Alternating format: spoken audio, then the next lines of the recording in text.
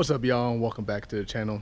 So today, you're probably asking yourself, if you saw my post on IG, you're like, what does he have news to bring to us? What is going on? Is he selling the 350Z? The LS1 blow? He buying a new car? I'm about to let y'all know, tell y'all what's going on today. If we walk back here, let me tell you what's going on. So you know everybody that I've been struggling with, trying to figure out my fuel issue and the cutoff, everything that was going on with my car. Well, after getting the fuel pump and everything back from Ben, I started doing an install on the motor, and I put the fuel pump in there and wired everything up. I didn't touch anything else on the car. That's the only thing I really did, right? Came back to the car and about to start it up and see what's going on, right? So I noticed, started it up, well, I was about to start it up, my fuel pressure regulator kind of like dropped, right? It didn't stay at the 40 PSI or 45, around 50 PSI that it's supposed to stay at, right?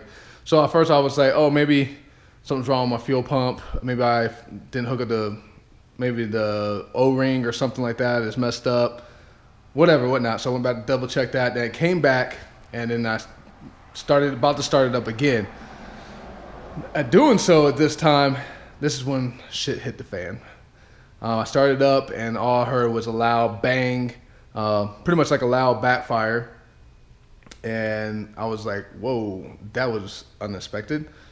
So I went to go try to turn over the car again, wouldn't turn over. And right then and there, my stomach just dropped to the floor. I was like, oh, I was gutted pretty much. So I came back and looked and I was like, what's going on? So I primed it again to see if I could hear anything. And I did hear pretty much one of my injectors stuck open and was dumping a whole bunch of fuel into one of my cylinders. So what I think happened, I won't know until I open up this block. So yep, you heard it right now. I have to take my engine out and open up this sucker. What I think happened is one of my injectors dumped a whole bunch of fuel in one of the cylinders, and it ignited in this, ignited all that fuel that was in that cylinder, and then caused the rod to bend. That's what I pretty much think what happens. Now, you might be asking yourself, does the motor turn over by hand or whatnot?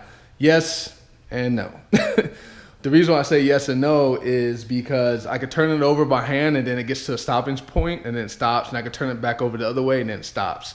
Now, I don't know what that is. Maybe, like I said, the rod might be bent and it's caught, the piston's twisted in there, so it's going up and then it kinks or whatever. I don't know. So I won't know until I open up this block and get in there and see what's going on. So sad to say, this year, even probably half of next year, is probably going to be done for me, right, driving, because I have to rebuild this sucker, right? Moving forward, I can't work out of my garage right now because, you know, I moved to a new house. I haven't cleaned it out, emptied, and got a shed. So the first thing on the list is to clean this shed out. I like to be organized. If you followed any of my forums or any of my build on this car, you know I like to be organized and have OCD about it. So before I even take this motor out, or even take off the heads and see what's going on in there, I have to clean this garage out so I can have my tables and stuff like that. What is the plan moving forward from here? Now, obviously there's something wrong with my engine. What I plan to do, if it's really bad, I'm gonna disassemble the whole block, bring it down to a short block, a bare block pretty much, take it to the machine shop. If it's not too bad where everything like is salvageable, what I'm gonna do is just I'm probably gonna stroker it. Probably if I'm gonna open it up and replace rods and pistons, I'm gonna go all the way out. So the plan is probably to stroker it to like a 383 or 389. Just get the most out of this LS1 that I have. Just beef up all the internals, just make it a strong NA motor that's not going to give me any problems. I am going to bump up the compression, and I probably might be switching to E85 to run all that, and just see how the sucker screams, you know, maybe 12 to 13 compression rate, and see how high this thing can scream, you know. But yeah, that's what we're going to be doing now. It sucks, right? Because it's going to cost money, and that's money that I just don't have in my back pocket unless Texas Speed or somebody wants to, hey, hook up your boy. Hit me up, you know, because I am going to plan to rebuild this guy and make it a strong NA motor. I want to stay NA. That's what I'm about. That's a strong NA motor, and we'll go from there. It sucks, guys. It really does suck. I'm not going to lie to you. It does hurt, man, because my motor itself, I had no issues with my motor. My motor ran solid, never got hot, anything. It came down to a dang freaking fuel injector that started to crap out on me, which is crazy because I just recently purchased this injector maybe like a month or so ago, so it hasn't even been in the car and ran at me events at all.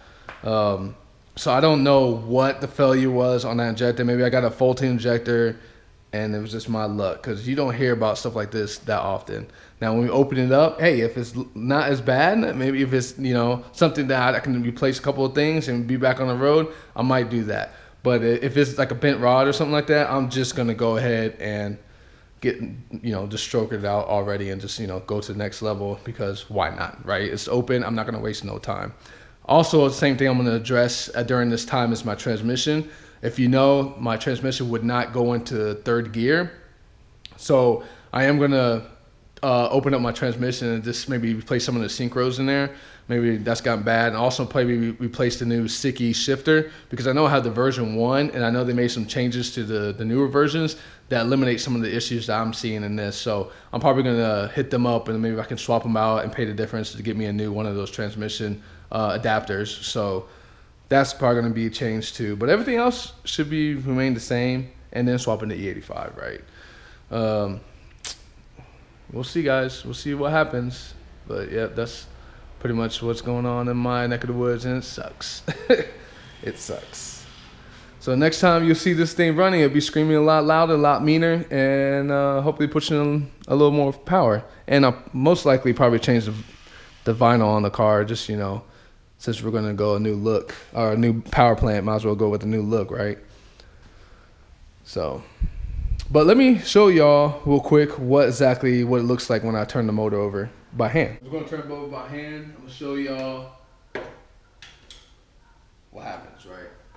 So, you see, I turn it over by hand.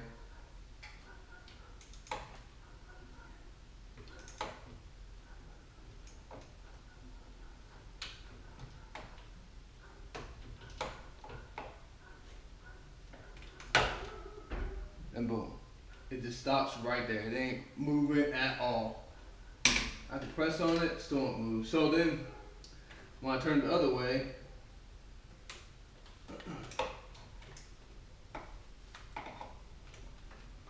it goes the other way.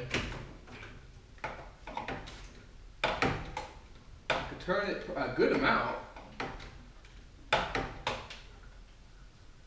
and then it just stops. So, I don't know what's hitting or what's going on. If y'all know what it could be, let me know. But we're gonna crack this sucker up and we're gonna see what's going on.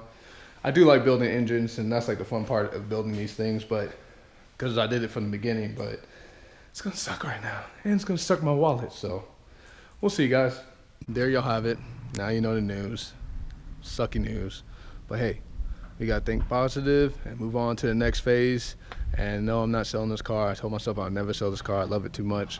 And we're just gonna go into the next phase, you know? It sucks, but we're just gonna move on, think positive. So stay tuned to the breakdown to see what's wrong with the engine.